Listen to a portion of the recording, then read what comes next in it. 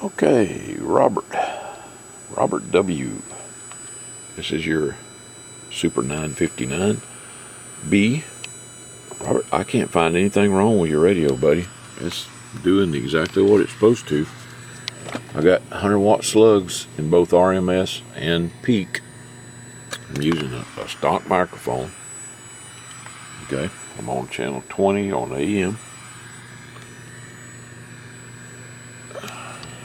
Get where I can steady the meters.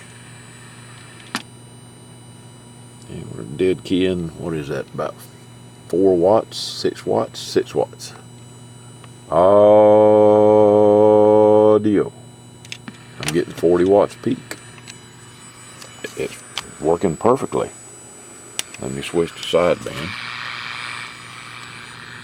Hello audio, hello audio, 1, 2. 20 watts RMS, and again 40 watts peak. So only thing I did, I fixed your replaced the fuse holder on your power cord with a better fuse holder. That'll take care of that, but that's the only thing I can find. The radio's working great, receives great, output power's great on both sideband and AM, as you just saw. Okay, I'm gonna box it up and ship it back to you.